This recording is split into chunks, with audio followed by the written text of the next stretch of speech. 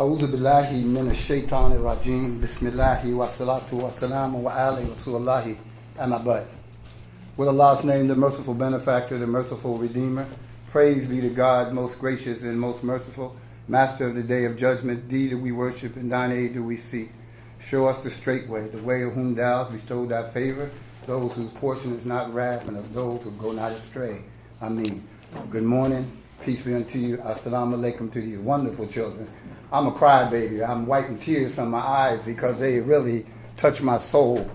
And you can hear it in my voice. To know that with me, Islam has saved my life. Let me give you a little bit of history of me right quick. I learned about Islam. I learned about religion in Zion Lutheran Church on 6th and Jackson Street when I was a teenager. When they moved to Newcastle, Lancaster Avenue, I was there also. The thing that I'm a Vietnam veteran. I'm 70 years old. I've been in the human rights struggle. I don't like the term civil rights. I like the term human rights because the Constitution at one time says that my people were 3/5 of a man. And if you look at me, you see the whole man. I went to, after I came home from service, I had very distorted thoughts in my mind of what I wanted to do to people who I thought was subjecting the racist prejudice against us. Sang in the choir with a half a pint of liquor in my back pocket and singing in the choir, one of the best singers. And one time I was singing and I was supposed to say Jesus and I said baby. And my wife said a bolt of lightning is going to hit you one day and you need to change your way. We were having little family problems and she read the Quran and she said if you're going to live by this, I'll come back to you. And we haven't had any problems since 1973. Wow. I've been married for 46 years. And I always speak, even though she's not here, I always speak and say if it wasn't for her, I wouldn't be standing here, sitting here talking to you today. I got one of the members of my community here. Catherine, would you stand up and let them see who you are, please?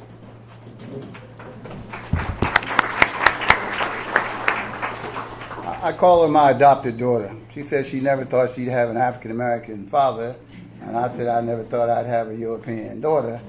But like I heard one of the speakers say, one of the young speakers say, when you reach out and help somebody, regardless of their nationality or ethnic persuasion or faith, it's a beautiful thing. I have another friend I want to mention too, John. John, please stand up and let him know you're my friend. We work together in an interfaith group. I'm in several interfaith groups. I helped to start the coalition to dismantle the new Jim Crow, if you heard of that. I've also have a faith meeting group that we meet once a month at Trinity Presbyterian Church to talk over the problems in the community that not only affect the African American community, that affect all Americans. I'm not a Negro, Coon, Shine, Afro-American, African American. I'm a Moroccan American, a Moorish American, Moroccan American, whose names are on the original copy of the Constitution, the Ills and Bays, if you see original copy, because the copy they're giving out, our names are erased. Those Moors had the first treaty of friendship, which was with the Kingdom of Morocco, not the Ottoman Empire, the Moorish Empire of North Africa. The Treaty of Friendship is over 200 or 300 years. I think it was 1734. This was the first treaty of friendship of any country in the world with the United States of America. That's why I take my citizenship and my service to the point that when I speak as an American, not just as a so-called African American. The trials and tribulations of bringing an African American, so-called African American Muslim in America has been no different than the racial problems that my community has had. Segregation, Jim Crow, the black code laws, all these things affected us. As I journeyed through my life, I was trying to find out what the young brother said about who I am, What is my purpose? I struggled with that. I went to college to be an elementary school teacher. I left because they was taking me back to the 12th grade, and I was 24 years old with a Vietnam veteran experience, and I didn't feel like going back to the 12th grade because I couldn't even remember it. So I eventually I taught myself how to be an elementary school teacher. And from that experience, I learned that education starts at home, because when we went to the public school systems, we couldn't find ourselves. Even today in my community, our kids have not been able to find themselves, especially after the 1979 School Desegregation Act that took the city of Wilmington, who had very historical values to the Underground Railroad, with Harriet Tubman coming up, Governor Prince Boulevard, where our institution is right now. Our kids got none of that. So the violence that you see going on in the African American community today is a direct result of that 1979 School Desegregation Act, that they got little or no information about who they were. So outside of being an African American, being a Muslim, my dad said, boy, you already got one strike against you because you're black. Now you want to be a Muslim. But when I studied, I definitely studied. When I studied, and I went to West Africa in 1983 on a business deal, and they asked me who I was, and I said I was a Moor, and one Muslim said, Moor? What? And a guy came down from the third floor and said, did he say he was a Moor? I said, yes. He said, my grandfather was a Moor. That is all I needed to know who I am, and found my deen, my religion, so I know my nationality, and I know my deen, my religion. So this is what I usually programmate to young African American children. I've been going in and out of the penitentiary for over 45 years, saying the same things I'm saying to you now. And the things that I taught them the most was how you got there, how you're going to get out of there, and how you're going to stay out of there. And if you don't remember those three things, you're going to be in bad trouble. As a Muslim, I was in an organization called the Provisional Government of the United Morse Republic. We operated a non-profit group called Black Man's Development Center. Black Man's Development Center was against crime and drugs and etc. And some of you, if you're old as me, you might have seen me knocking on your doors out here in the community soliciting for that. From that, when we broke up because of vanity and didn't want to practice the religion, etc., I went to the Muslim Center of Wilmington in 1976. And from that experience, I taught them birthright, Moorish birthright, and my late leader, Imam Ward D. Muhammad, he was called America's Imam, and most of us have never even heard of him. He was the seventh child of the Honorable Elijah Muhammad of the Nation of Islam. He never practiced that old jargon from the Nation of Islam. His father always made him learn the orthodox traditions of Islam. They sent him to school in the overseas for a number of years. And most Americans don't know anything about him because he wasn't like the Minister Farrakhan when they put him all out there and tell what he had to say. Imam Wardi Muhammad was the first Muslim to give the invocation of Congress in 1996. He also was in the Vatican in 1999, spoke to over 100,000 Christians. And I think some of that influence of his speech also affected our new Pope, who says that he's a sinner like everybody else and don't put him on that pedestal that you put all the rest of the popes on. And if you study him, like I've studied him, you find that he's a true man of faith, and I appreciate all his efforts in helping the poor. Because the most downtrodden individuals with all the chaotic confusion that's in the world today, we know that poverty is the basic cause for all the uproars everywhere. But you may say something crazy, but what pisses me off, excuse my language, the most is that those who are affected the most by all the turmoil all over this planet Earth right now are the women and the children and the elderly. And a couple of days ago, I found out I'm one of the elderly. So the transition to Islam has been a beautiful one for me because, being a historian, studying it, and watching how some Americans are putting it out that Islam is a terrorist, extremist group of people, I bear witness that that's not true. Because if it wasn't for the Quran, I'd be in jail or dead now based on the ideas and concepts I had when I came home from Vietnam. Because, like one of the young kids said, when the Prophet Muhammad, the prayer of the peace of Allah be upon him, sent some people to Abyssinia, which is in Ethiopia in Africa, when they were being persecuted, the thing that touched me the most was that he didn't go. And they said, why are you not going with all this persecution upon you? Why are you not going? Because your mission, his mission, was in Mecca, commissioned by God to spread the words of peace and love. That touched my soul real deeply. And another thing in the Quran, it says, if you have any animosities against any human being, if you made it to heaven, that you wouldn't get in the gate unless you went back and apologized to those people. Now, I used to say, well, how can you do that? God can do whatever he wants to do. At any time. He got me here, speaking today, because of my commitment to the principles of one for your brother and sister, what you want for yourself. Now, when I was in Medina a couple years ago, I seen another translation that said, one for humanity, what you want for yourself. And that changed my whole way of thinking, because I have a lady named Miss Faye Whittle. She does a prison ministry called Prison Ministry. And she reminds me of my mother. And whenever she sees me, she says, oh, here's my imam. And I get so embarrassed, because mostly it's a crowd of European Americans like this. She hugs me in. My wife said, who's that? I said, that's my second mother. And when Norm died, her husband died, we really got close because she was distraught. And she said, I don't know what to do. I don't have Norm. I said, Norm is a spirit.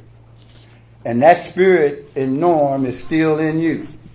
So I told her, Norm would not want you to stop doing what you're doing. And she did it, and she loves me, and I send her emails every day, and she thanks me, and etc.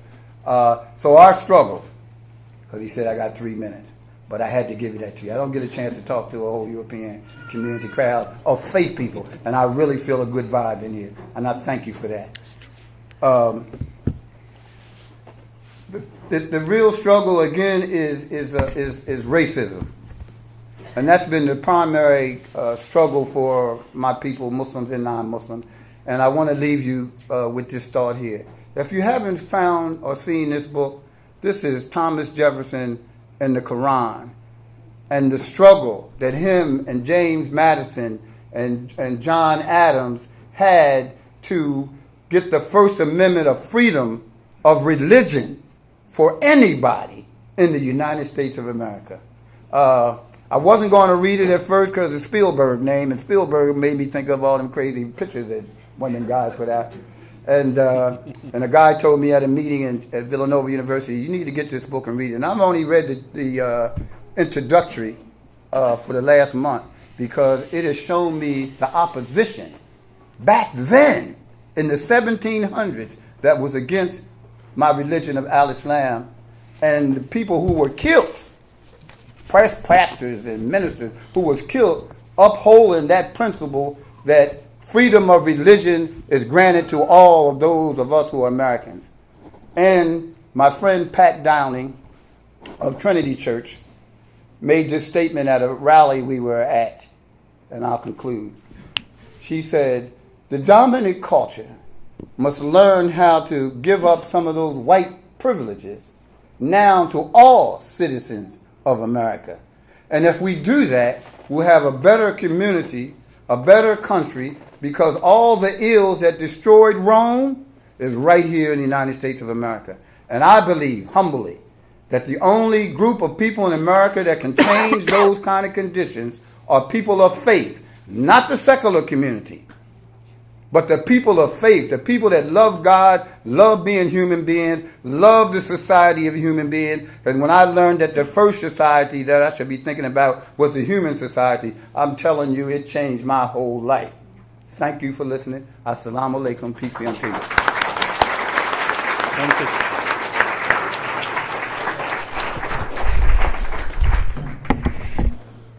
Assalamu alaikum. the way you respond is wa alaikum assalam. Okay. So wanted to start off with the saying of the Prophet Jesus and Prophet Muhammad that we shared at the beginning about the neighbor.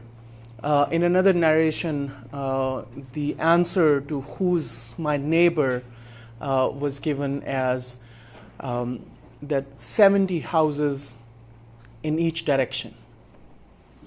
And 70 in Arabic basically is interpreted as there's no count.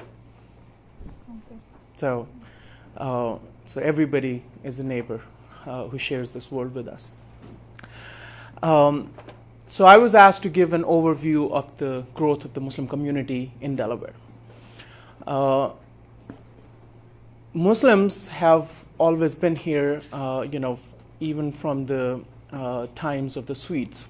The first ships that came in, there were black Muslims on those ships.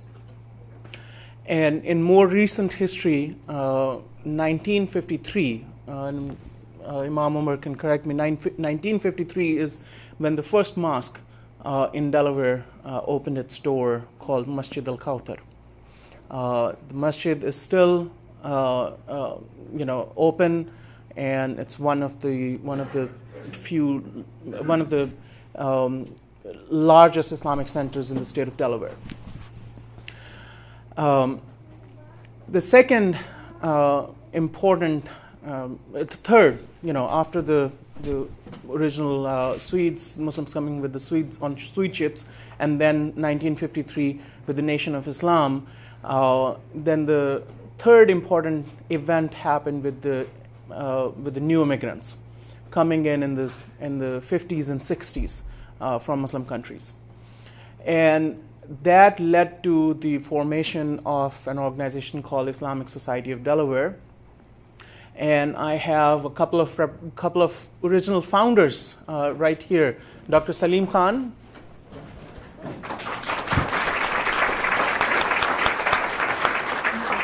And his wife, Sabira Khan. And my adopted uncle, Uncle Tufel Chaudhary.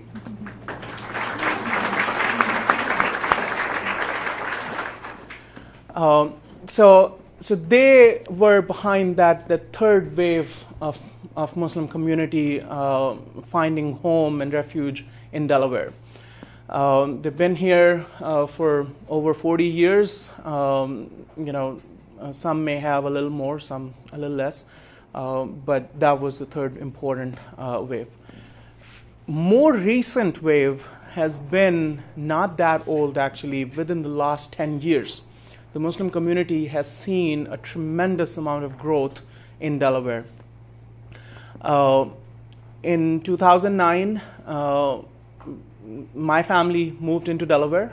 We came from North Carolina, and my wife, who has a doctorate in education from University of North Carolina, she decided to open a school, an Islamic school in Newark, Delaware.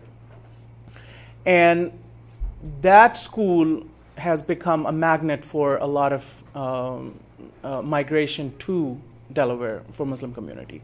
Not a lot of Islamic schools, especially the ones that have a good understanding of what does it mean to be American Muslims, and what does it mean, what does it take to create the next generation of Muslim Americans. Not a lot of those exist. So as people hear about it, people start to move. Another important step that happened was with the formation. Even before this school, there was always an effort to form an Islamic school, but more like Sunday schools that we have, even in churches. Those types of schools started, because a few motivated people who really wanted to make a difference, they did an effort. After 3-4 years, the steam runs out, they get tired. Others, some people may not be happy, so they feel discouraged, right? Would you guess that I'm talking about an Islamic school? Steam runs out, feel discouraged, and they say, okay, I'm done. I've done my part. Somebody else needs to take a baton. And then, 3-4 years later, another group of people will start another Islamic school, and that had been happening for since the mid 90s. In 2009, when my wife, Dr. Amna Latif, she started the school, that also created another a kind of motivation for people who had already been doing schools, that they also needed to get their act together. And then all of a sudden there were 2 Islamic schools. On one side there was not even a single consistent school, but then on the other hand there were 2 Islamic schools. So in 2010 another Islamic school opened, and because of these 2 schools, the community has benefited significantly. It has increased the offering. It has fulfilled the needs of the community. The children going to these Islamic schools, they are very confident of their Muslim identity, and they're very confident of their American identity. They don't have any confusion. Not to say that kids who did not go to an Islamic school would have a confusion. I mean, they have done a tremendous job, and you have seen those 4 children. Those are examples of the kids who did not have an opportunity to go to an Islamic school, and they are doing very well, aren't they? Thank you. So starting 2006, 2007, more Islamic centers started to open. Right now in Newark area alone, within a 4 or 5 mile radius, we have 4 Islamic centers. One, of course, in the city of Newark. The oldest one would be the Islamic Society of Delaware. But now we have Masjid Isa ibn Maryam. Masjid Isa basically means Mosque of Jesus, the son of Mary. That's the name of the mosque. The other 2 mosques, one is called Delaware Islamic Center. Delaware Islamic Center is in Newcastle, close to Newcastle Walmart. And we have president of that mosque right here, Brother Mustafa Tunjer.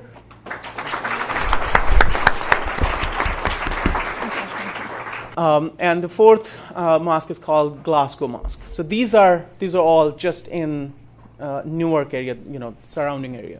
Then in the city of Wilmington, of course, the oldest mosque, Delaware's oldest mosque, Masjid al-Kawthar. In addition to that, there are 2 other mosques. One of them has recently opened up in the last 2-3 years. There is a very new Islamic center. It's more Shia, sect of Islam. But most of the other ones, they are primarily, Sunni mosques. So in our count, Delaware Council's count, we count about 12 mosques across the state. So 8 of them just in Newcastle County. The remaining 4 down south, we have plenty of other mosques. The Muslim community, if you go to one of the Eid prayers, you'll see, according to some counts, and I don't have an official confirmation on that, but people would claim 6,000 to 7,000 Muslims coming to the Eid prayer. The next Eid prayer is going to be on September 13th, the same day as the primary elections, in the morning. So hopefully we'll have a better turnout, because people should be able to go back and do their votes. So with that, I give it back to Dr. Khan.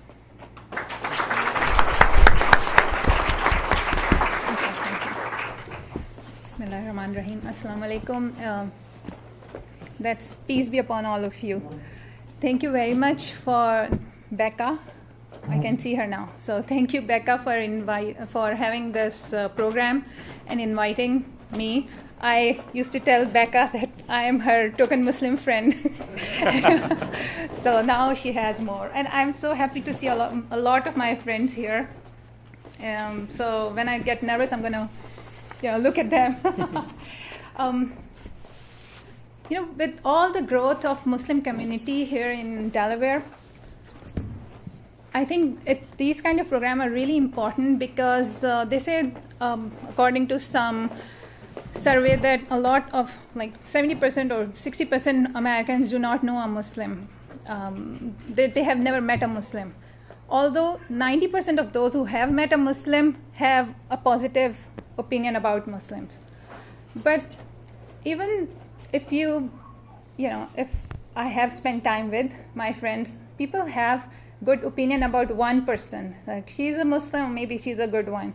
Not the rest are probably all crazy. So it's very important to have programs like these to provide a safe environment for wider American public to ask questions, to learn from us, to have difficult questions answered.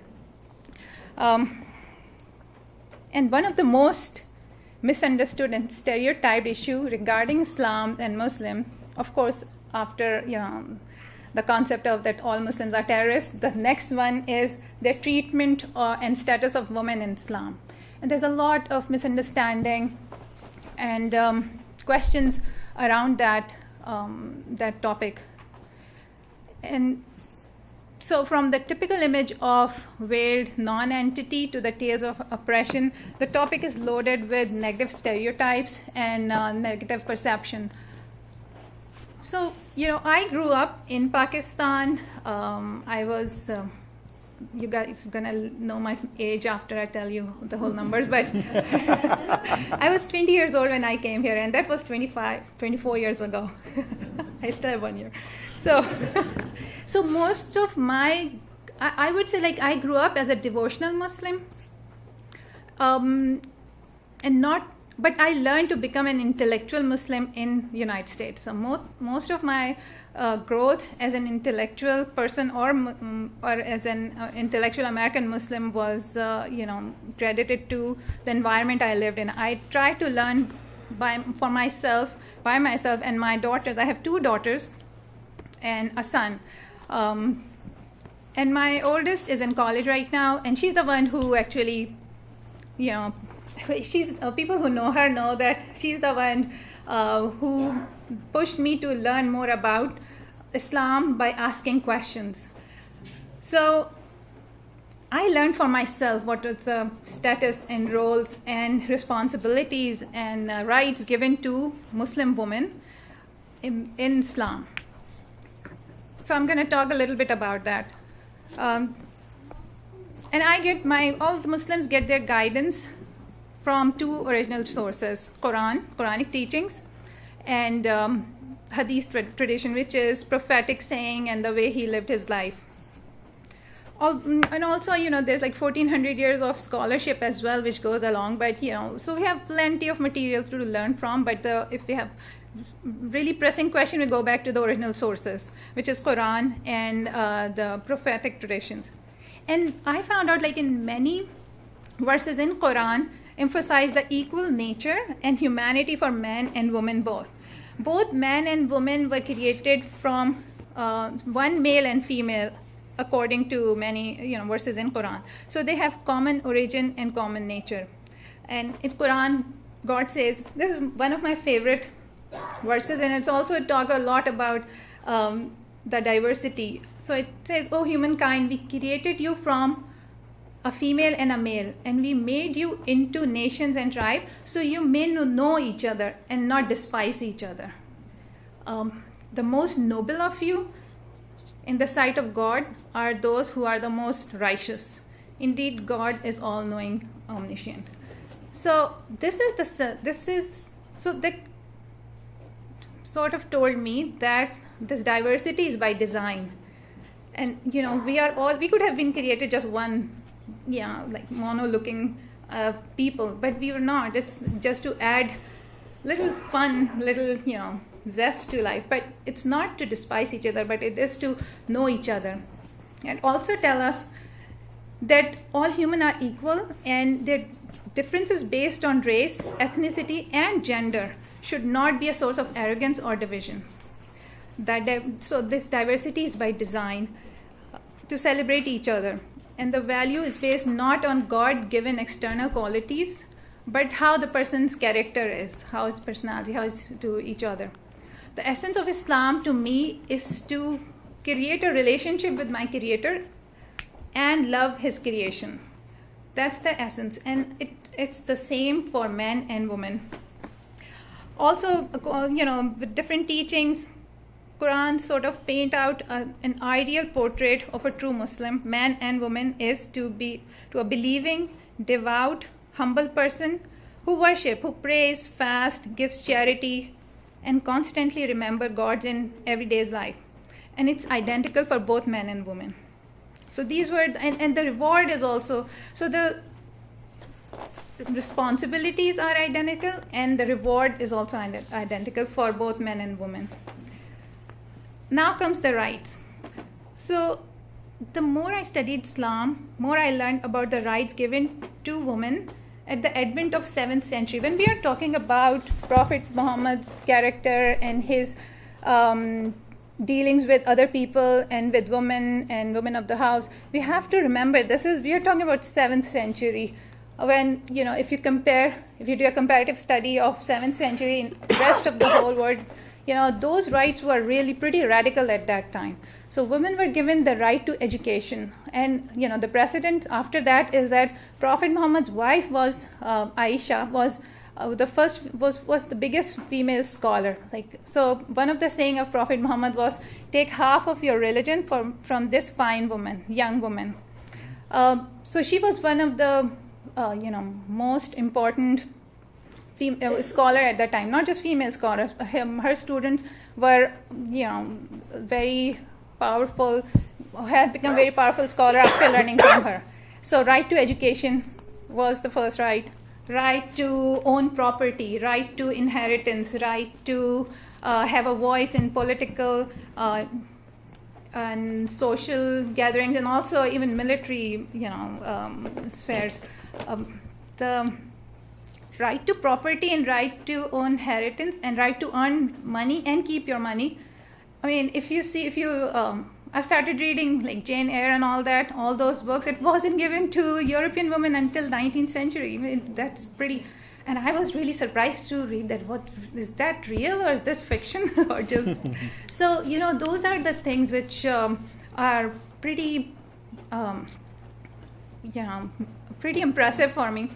As more I learned about it, and it's not like I didn't grow up knowing all these things, because in Pakistan, in Karachi, I grew up. I had all those rights, so I was enjoying all those rights in there. But I thought that was just part of the life. It's not something to celebrate.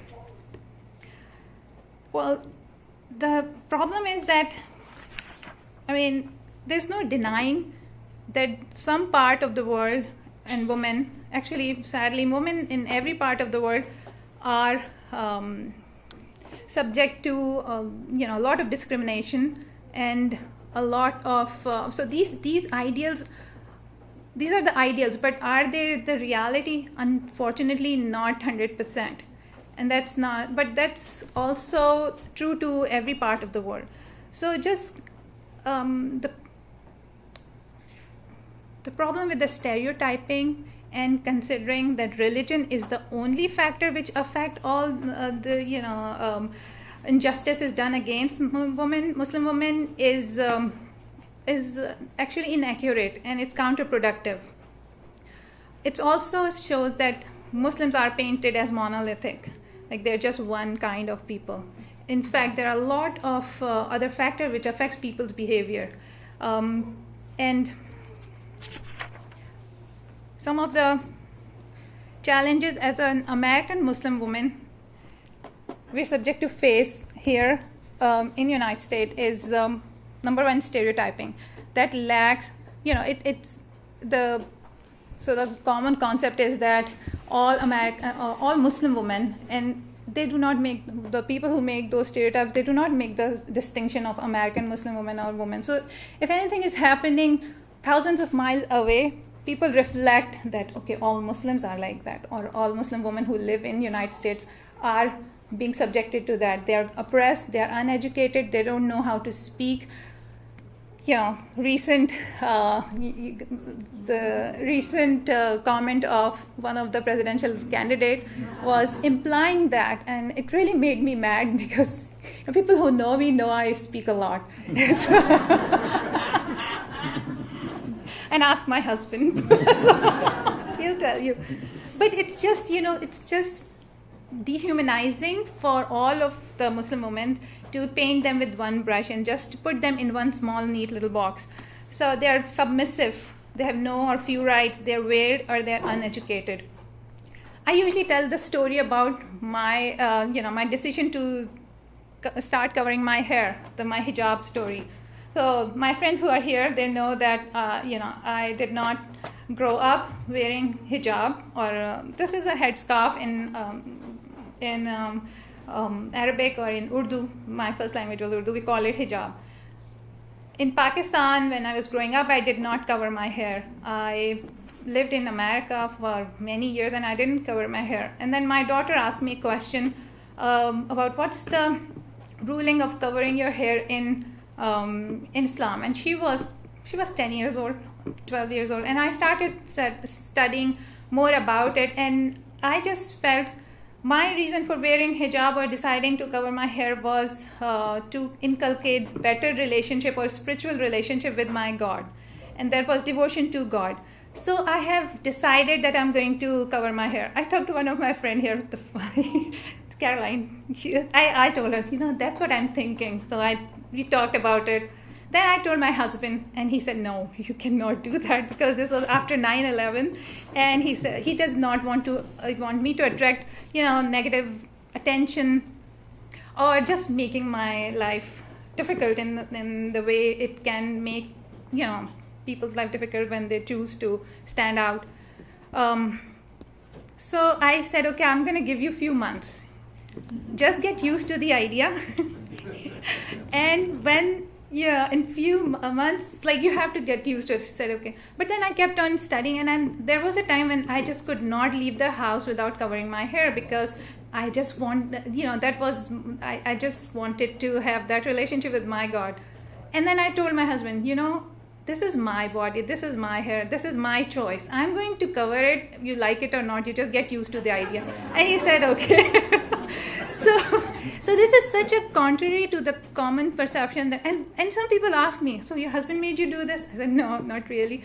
This was my decision. And also my daughters, they asked me this question, that when we grow up, a few years ago, she asked me, when you grow up, do I have to cover my hair? And I said, I made this decision after my own, connection with God and after my own understanding of Islam. So I'm not going to tell you what to do. I'll just encourage you to read more about it. And, if a time comes that you feel like you have to do it, you do it. So both my daughters, one is in a junior in college and the other is a senior at high school. They both don't cover their hair. I started covering my hair when I was 36 years old, so they still have plenty of time left to decide. So what are the sources of stereotype? Media, of course. Up until probably weeks ago, media usually, there was no voice of Muslim women or American Muslim women in media. It's hard. The only narrative which was easily available or readily available, which from American Muslim women, some of them, which either some ex-Muslim women who decided to leave the faith because of a personal issue, or the way their father, I'm talking about Ayaan Ali Hirsi, who was a Somalian Muslim woman, grew up in Somalia, and because of her father forcing her to marry a person who she didn't like to, she left Islam, and then she wrote books against Islam. And my problem with that is that just one incident or one person decision cannot negate the choice or faith of 1.6 billion Muslims. But it's easier for wider American public to hear those voices than the voices of a person like myself. So that's the media. Hollywood exhaustified Muslim women from, from ages. So Jasmine, if you can tell, Jasmine, or a lot of these films have been the source of portraying Muslim women in a other person kind of way, which are just source of they have been objectified pretty much. Books, there are a lot of books so Islam has to be taught in the context of non-Western religions in social studies, and some of the schools chose a book of a 12-year-old Afghan girl who was married and divorced before she was 15, and that's not what Islam is about. That's a cultural story, an unfortunate one, but that's not what the teachings are or what the true facts of Islam are about. So books have been part. Hate rhetoric, which I don't even have to explain now. Hate rhetoric is so prevalent at this time, and on mainstream media and mainstream life, and of course actions of some Muslims. And that's sad because some Muslims, while some Muslims deny all these rights to Muslim women due to their own patriarchal cultural norms or their extreme interpretation of religion, but many other Muslims believe that these rights comes from the original text, so that's making it authoritative. So as I said, this kind of discourse is it lacks proper context. It assumes and portrays, as I said, Muslim as a monolithic, which is too simplistic. A woman, so national origin and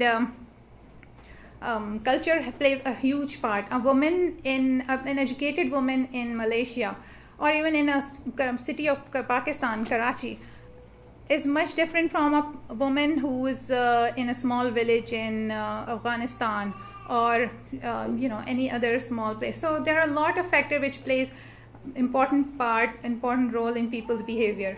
Education and profession, socioeconomic status, political situation, all this. Unfortunately, the instability, violence, and war is making the issue of women right much less priority than it should be, because that's one of the when people are dying and the kids are getting bombed, women right gets a back seat. And the single focus obsession on hijab or the dress of Muslim women takes away the focus from real issues. One thing which I want to talk about is I was working with a filmmaker who's planning to make a documentary about American Muslims. And I asked him, what's the reason you want to make, what's the objective of this film? And he said, I want to show people that American Muslims are just like us. So I said, 77% of American Muslims are citizens, American citizens. They're not just like us, they are us. So, you have to think, our frame should be changed into thinking that there are, we are talking about Americans who happen to have a different faith than majority of the Americans. So that's the concept that will make us part of this conversation. The other, even if Muslim women do not wear hijab, they still face racism and discrimination, because the makeup of the composition of American Muslim population in the United States is I think 35% African Americans, 28% white, because Arabs are considered white as a race, and 28% South Asians. So even if we change our clothes, we still cannot change our skin color, so or names or origin. So that's the problem. Race and discrimination is a very real issue. Employment issue that cause employment issue. Profiling at airports. I have personally subjected to that, not just because, not myself, but my son, he was 4 years old. So I'm going to end with this story. He was 4 years old, and he's my baby. So, and he was 4, and ever since when he was born, I named him Muhammad as first name, and then Asad and last name Sultan. So, and I call him Asad, but we call him with his middle name, but his name on the passport is Muhammad Sultan. Ever since he was a baby, he was stopped at the airport for special screening. So when he was 4 years old, we were traveling, myself, my daughter, my middle daughter, and my son. We were traveling to Pakistan, and he was stopped again. And I asked him, why do you keep on stopping him? He said, you can take his name off, but you have to talk to someone. I said, okay. Well, we boarded at the plane. We were bracing ourselves for 18 hours flight, kind of settled down. Then a woman came, and she was looking at the boarding card, and she said, who's sitting on this seat? I said, my son. He was 4 at the time. Said he has to get off the plane and have to be checked again because we did not check him properly. So I could not let him go alone because, of course, 4-year-old with a stranger. So I left with him, and left my 12-year-old daughter behind, who's actually a very scaredy cat. So we get off, and I was really mad. I usually am pretty subdued at airports because I don't want to, I really want to oblige with everything. But I was really mad, and I told that person, and he was surprised as well. He said, so you're going to get screened? I said, no, him. They're getting him off board because his name is Muhammad. And he said, no. He said, I don't know about that. I said, but I know about that. And so we get off, and they really patted him down. They checked his diaper bag and everything. And then we came back. And so when I came back, my daughter was crying her eyes out because she was scared. She thought that the plane will fly away without her mother and brother. And so we got back, and after that I contacted Homeland Security, and I said, you guys are wasting your taxpayers' money and resources. You're not going to keep us safe by checking 4-year-old. So got his name on redress, got a redress number or something. But these are the real problems we are facing as parents, as a member of the society. So I'm going to stop here, and I'm going to thank you so much for being here and for being so open-minded and learning about our faith.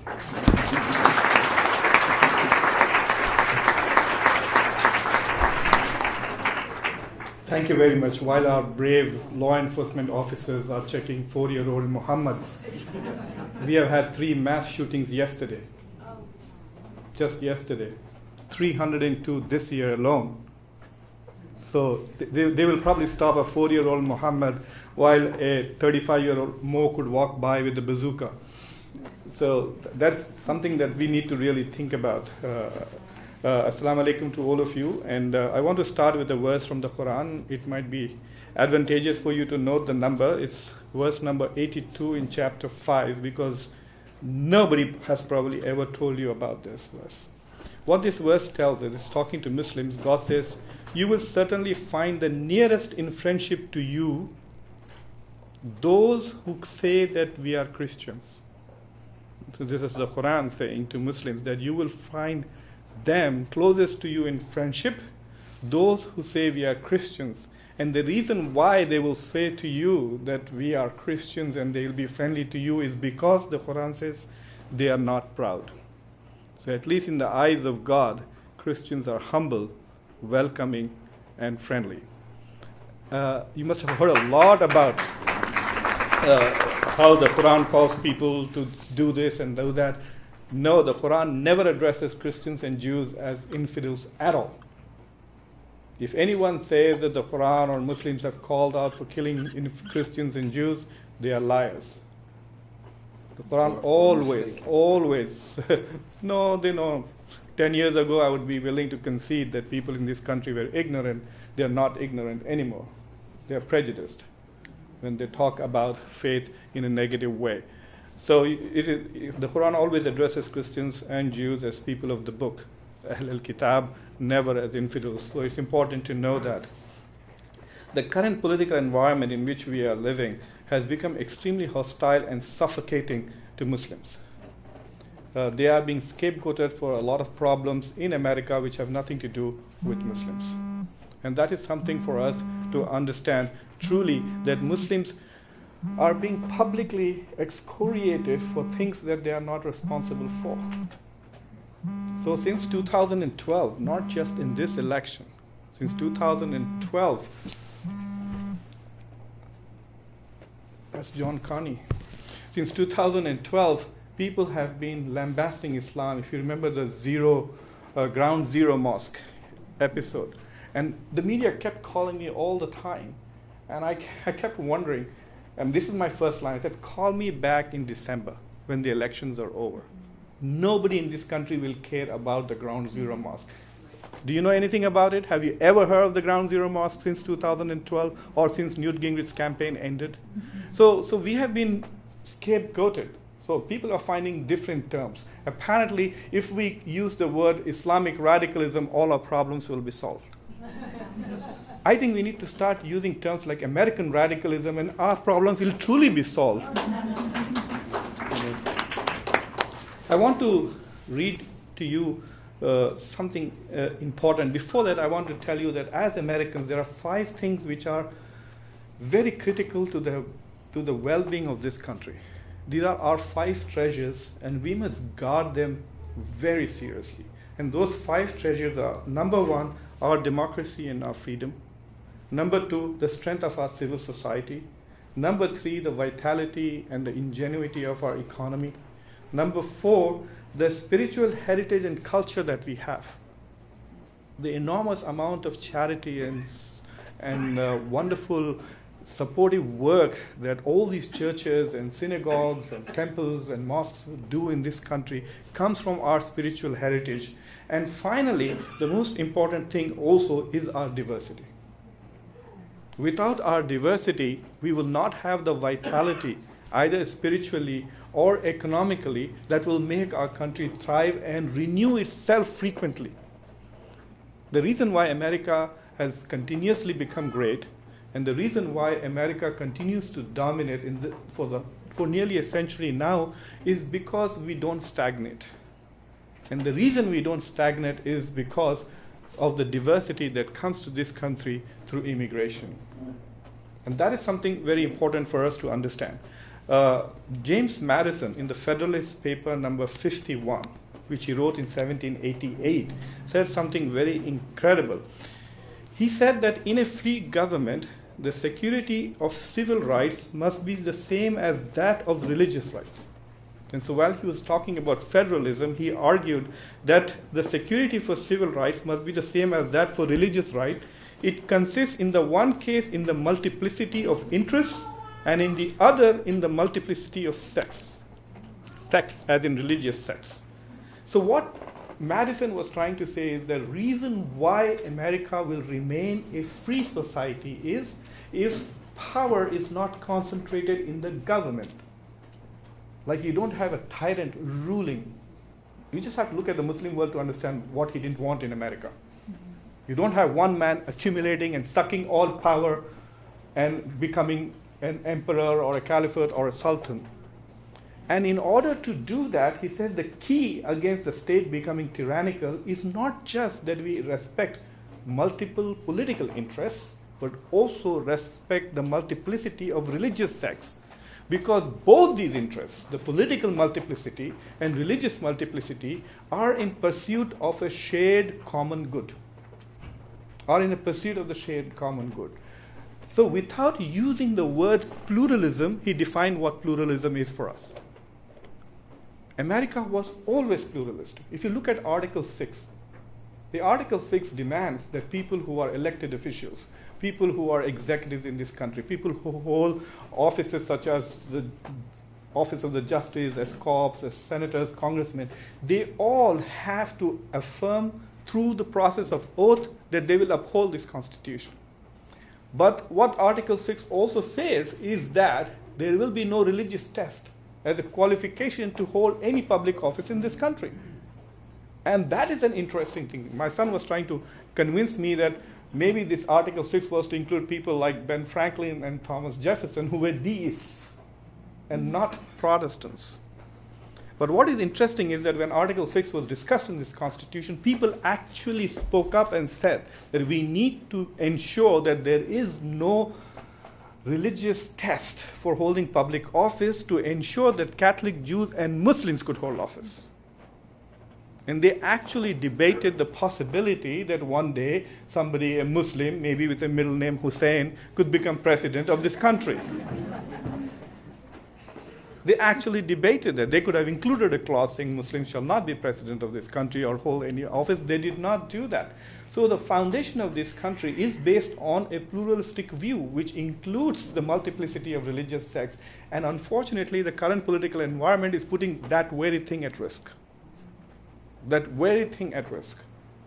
We are going through a very trying circumstances. We have very serious problems in all these 5 things that I was talking about. Every time you hear on Fox News which says that traditional America is in trouble, that is code for white people are losing power. And not just white people, white Christians are losing power because nobody likes Bill Maher being in charge, right? He may be white, but he's not a believer. He's an atheist. So these codes, these are fears of a transforming America. Plus, our economy is not as vital as it used to be or ought to be. So because we are facing these challenges, and of course we are also facing security challenges, we have to make sure that the key to America's success, the key to America's vitality is its diversity and pluralism. It should be preserved. I want to share something very interesting. One of the most interesting thing is that as to how Muslims have always been part of this country. When we were debating Article 6, we were talking about Muslims. In the war of independence of this country, Muslims fought. One of the key battles was the Battle of Bunker Hill. I'm sure all of you must have read about it. The British foolishly charged the mountain. They were led by a guy, his name was Major General John Pitcairn. He charged up the mountain thinking he will take care of these ill-trained, incompetent natives. And a man called Peter let me get his name, Buckminster, shot and killed him. He was an African American. He was a slave who fought for 5 years, and he was given his freedom for fighting for America in the War of Independence. He continued to fight for the US in the military several years after becoming free, but the one thing that he did, the moment he became free, he changed his name to Peter Salam. He was a Muslim.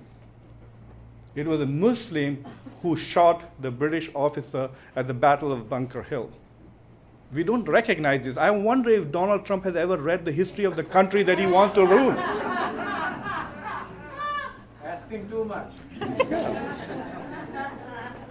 You know, he owes his freedom to Peter Salam, and the name is also so beautiful, Saint Peter and Peace. But there were other Muslims who fought. There was someone called Joseph Ben Ali, who was Yusuf Ben Ali, who fought for several years in North Carolina, and others. But what is also interesting is there's somebody called Bampet Muhammad. I couldn't find much on Bampet Muhammad to share. But George Washington knew many Muslims. He had a slave called Sambo, and it was very interesting. This Sambo was like a buddy of his. And Sambo had 2 wives. And some of his puritanical friends were upset, and they started writing letters to George Washington saying, why does Sambo has 2 wives when I can't, I guess. So George Washington in his response said, it is because of his faith. His faith, he is a Muslim, his faith allows him to practice polygamy, so I allow him to practice polygamy. But what was interesting with his relationship with Sambo was that he would go to Sambo's, wherever Sambo lived, in hut or whatever, and buy honey, and he would actually buy stuff from his slave. I found that very fascinating, but they were buddies. They were not like, they were master and slave in law, but socially they were buddies, and they often sat and had lots of conversations. And of course, you know the story of Jefferson, who brought a Quran with him and shared it with it. When Keith Ellison became the first Muslim to win a seat into the Congress from Minnesota, he pledged his allegiance to the Constitution by swearing on a Quran, and the Quran that he used was Thomas Jefferson's personal Quran. In order to understand why Thomas Jefferson has a Quran, what you need to read is Thomas Jefferson's Bible. If you read Thomas Jefferson's Bible, you will find that basically, he's actually written on the side with the notes of the Bible. Thomas Jefferson edited the Bible to look more like the Quran. And I don't say this in jest. This is on record. Take a look at the Quran. Take a look at Jefferson's editing of the Bible, and you will see the existing gap between the Bible and the Quran was reduced in what Jefferson had.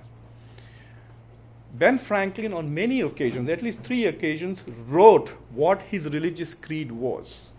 He said, "This is my creed." And he points to 5 things, and one of them is belief in God.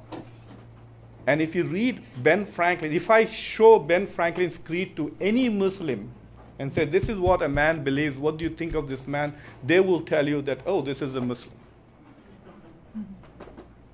Google it, Ben Franklin's creed, and it'll be interesting and educational for all of us to see. So the point that I'm trying to make is that Islam, directly or indirectly, was always part of the founding of America. So what we are doing today is not discovering Islam or Muslims, but we are rediscovering our own heritage as Americans by acknowledging Islam and Muslims. If you go to the Supreme Court, there is a mural of Prophet Muhammad, peace be upon him, as a lawgiver of this land. So long before Muslims were known to exist. Thomas Jefferson was asked, what do you want on your tombstone? And he wanted only 3 things. One of them was the fact that he was the author of the Declaration of Independence. The second was that he wanted to be acknowledged as the founder of University of Virginia. And the third thing that he wanted on his tombstone was the fact that he wrote the what is it called? Declaration of Freedom of Religion, a statute of religious freedom for the state of Virginia. He did not say, "I want to be recognized as the 3rd president of the United States or the 1st Secretary of State of the United States." These are the 3 things he wanted. He was very proud of those 3 things. And I don't know whether you know this. The reason why the Statute of Freedom was actually, it started the whole conversation in Virginia was because somebody had accidentally arrested and discriminated against Muslims. So even that was in context. So I actually wrote, when we went to war in Iraq in 2003, that America has changed significantly. When America went to war against Muslims in the 18th century, we passed laws to protect the civil rights of Muslims in this country. And then when we went to war against Muslims in 2003, we passed the Patriot Act. That has nothing to do with Muslims. This is this culture of, we are undermining our own culture of civility. Pluralism is fundamentally important. You must understand that we cannot consider each of us as politically equal, which is what the fundamental premise of any democracy is, that we all have equal political worth. We cannot have that while simultaneously claiming that each of us does not have equal moral worth. Do you understand? If you look at somebody as morally inferior to you, then you cannot live with them as equals in a political system. So it's very important that all Americans consider other Americans as morally equal to themselves, regardless of their faith or even if they are faithless. Otherwise, we will compromise the integrity. Our democracy will begin to fracture if we do not consider ourselves. We all have. That's why the principle of human rights is so fundamentally important, because we provide rights to each other because we are all humans. And that is where this culture of pluralism is important. When we say embrace pluralism, what we are trying to say is embrace the equal moral worth of all human beings that are here, whether they are Muslims, whether they are Jews or Hindus or Christians or atheists. Otherwise, our democracy will begin to crumble. And that is an important element. For Muslims have these in their sources where they may not have it in reality in their societies. There are at least 2 places in the Quran, verse 48 in chapter 5 and verse 99 in chapter 10, where the Quran says, God says, and it's actually addressing Prophet Muhammad, and says, if your God wanted, if your Lord had willed, he would have made everybody on earth to believe in him. God saying, if I wanted, I would have made everybody believe in me. There's a reason why there is diversity. He says, will you then, Muhammad, try to force them to believe? Basically saying, do not force them to believe. It's not your job. And another place in the Quran, God says that I have given a law and a methodology to people of all different faiths so that they may compete with each other in doing good, not compete with each other in killing each other or proving that you are wrong and I am right. This is there in the Quran. Muslim scholars don't see it, don't want to talk about it, perhaps have never heard it. And that's why there is an absence of pluralism in many parts of the Muslim world. But Americans are fortunate enough to have discovered this without having received a revelation. And unfortunately, it's like saying that we have discovered the truth, we have enjoyed the truth for 200 years, now we are beginning to turn away from the truth. So I'm very grateful that we have had this session. We need to have a lot more of this session. It is very important for all Americans to embrace pluralism if we are going to make America great again. Thank you.